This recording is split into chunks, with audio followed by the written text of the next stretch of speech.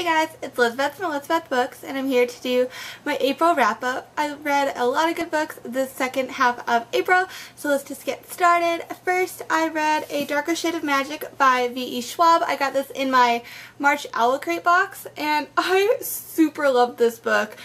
It's my favorite V.E. Schwab or Victoria Schwab novel. I didn't really like Vicious, so I wasn't sure if I would like another one of her adult books, but this one is so good. It's about like parallel Londons. There's magic, there's Londons without magic, there's beautiful Cal and his cloak, and it is the greatest. I love the main girl character, Isla, and I just loved everyone in this book. It was so good, and I really highly recommend it. I give it 5 stars. I would totally reread it, and I read it like 2 weeks ago. That's how good it was. Then I read The Picture of Dorian Gray by Oscar Wilde. I read this because I'm trying to read a few classics this year, and I super enjoyed this one. Growing up, I always loved the movie A League of Extraordinary Gentlemen, and I loved Dorian Gray in the movie, so I wanted to read this book, even though it wasn't anything like the movie. But Dorian Gray in this book was still awesome. I still love the character. The ending, oh my god, it's so good. It's such a good ending. It's such a good like twist. I just loved everything about this book, and I gave it 5 stars. And We Should Hang Out Sometime by Josh Sundquist, who is a YouTuber, and I didn't know that before the book, but I checked out his channel and he's really funny. I love him.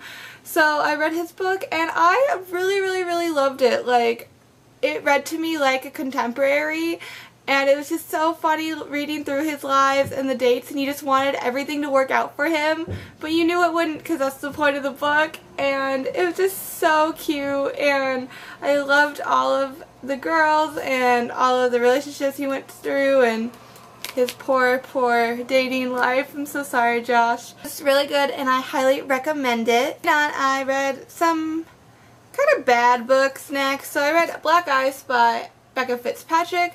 Everyone read this and said it was terrible, but I was like, well, I got it for free, so I was like, let me try to see for myself how terrible it is, and it's terrible. Don't read it. Super unrealistic plot. The main character didn't even like her best friend, was super mean to her best friend for no reason.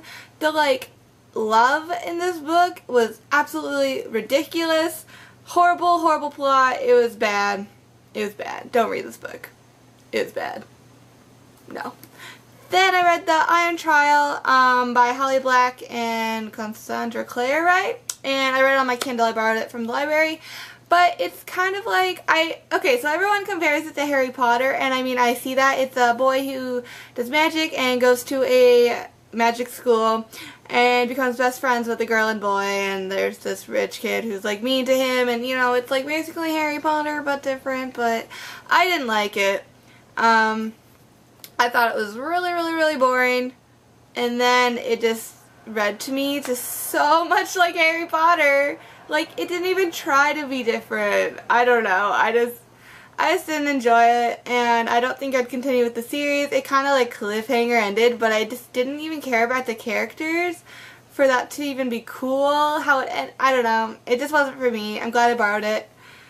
And next on my Kindle, I read Jurassic Park by Michael Crichton, and I really liked it. I've grown up watching Jurassic Park like my whole life, and I never read it, and reading it was really good, but you kind of have to be, not to sound weird, but like you have to be kind of smart, because there's a lot of charts about like DNA and creation, and like there's science, and I didn't do any of that growing up. I don't know anything about science, which sounds bad. So a lot of it like went over my head, and there's a lot to like computer codes and stuff too that I was like, I don't even know.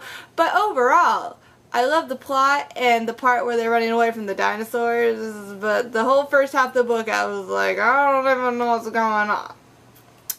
Yeah. But the dinosaur parts were amazing, and them running from the dinosaurs, and there's scenes where people get eaten, and it made me want to puke. It was so gross and scary, but great at the same time. And next I read After Worlds by Scott Westerfeld. This book is really heavy. Wow, this is like 5 pounds at least. Anyway, very good. It's told in two perspectives. It is an author, and then the other chapters are her book. The author, the girl trying to be an author and talking about her life getting published and living in New York, those sections of the book were amazing, but her story, her fantasy story, was not very good. It was like a paranormal romancy story. And, well, it started out really good, but then it just ended. They ended it. It was pretty terrible. But her, becoming an editor in those sections were really good. So I am glad I got this book because I think I would reread it. But I don't know if I would actually reread that paranormal part of it. I think I would just reread it to read Darcy's chapters, which was, the contemporary part, because I really liked it. Yeah, I don't know. It was really good though, overall. Next I read The Pilgrims of Rain, which is the Pendragon book number 8 by D.G. McCall. I didn't look it up. I said I was going to. Whoops.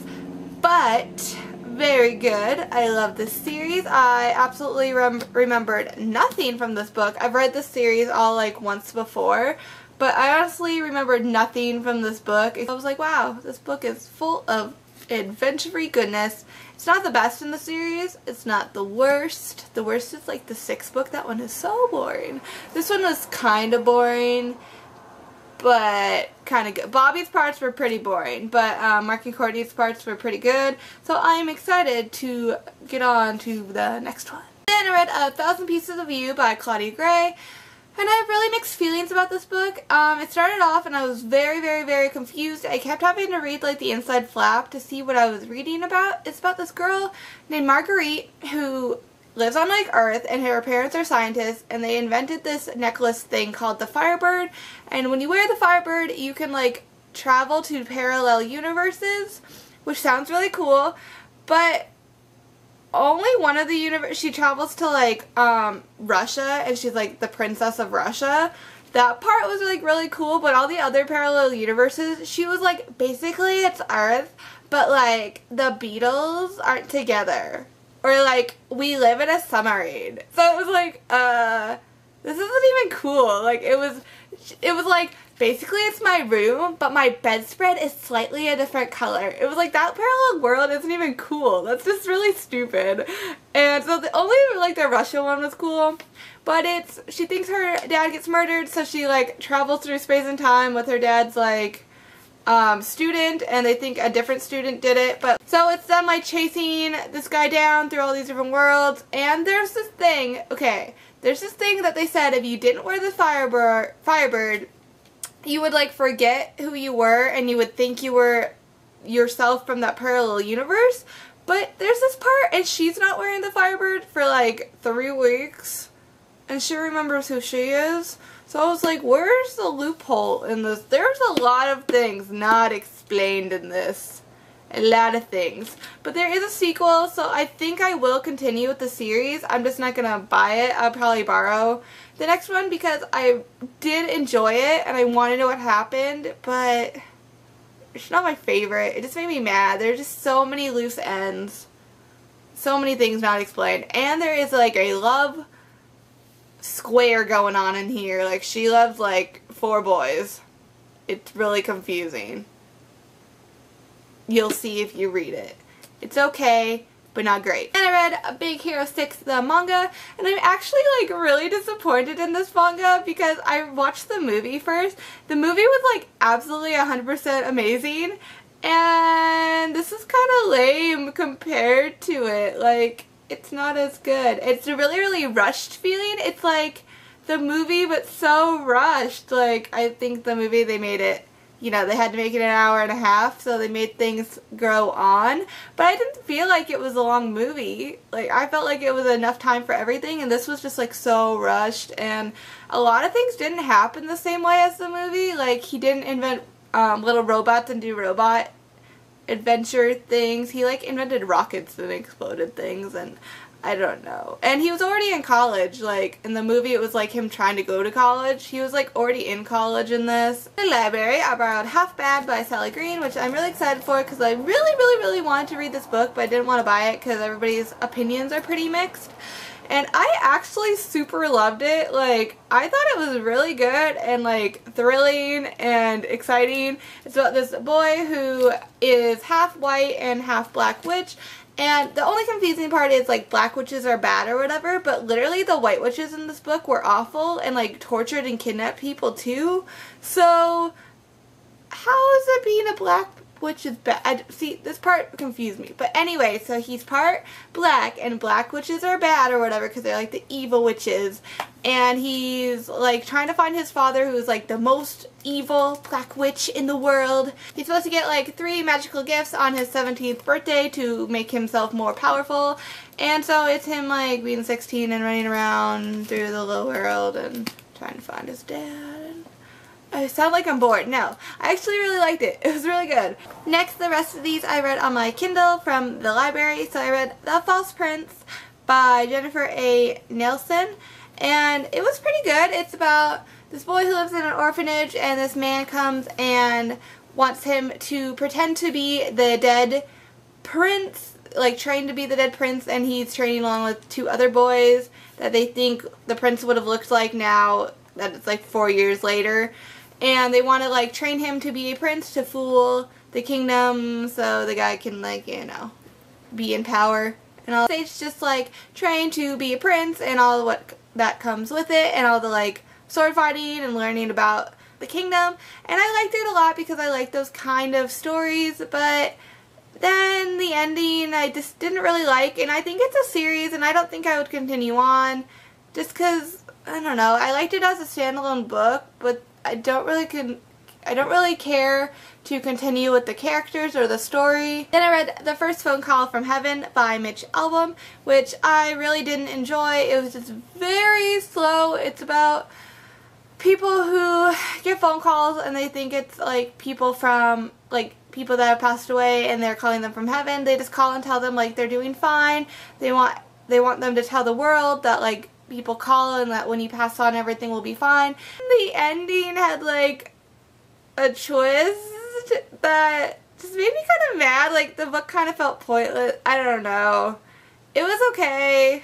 I would never reread it again. And finally I read The Lovely Bones by Alice Sebold, and I think I'd read the book before. I feel like I hadn't, but I watched the movie, and the book, oh my god, was like 10 times better than that movie. That movie was so weird. Have you seen it? Because it is like cotton candy, drippy land, like so weird.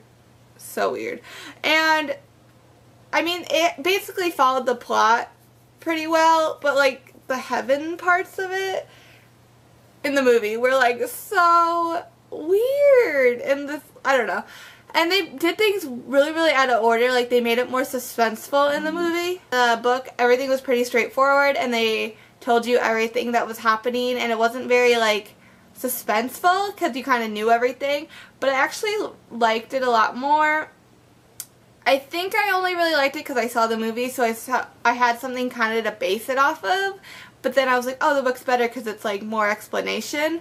But I feel like if I hadn't have watched the movie and then I read this, I wouldn't have liked it. I don't know. I thought it was a really good story, and the ending was like kind of rushed though and just ended, but like the last few lines of the book are really good, and overall it was an okay read. It was okay. Guys, those are the books I read in this second half of April. What did you guys read this month? Let me know below. Thank you guys so much for watching. Bye guys.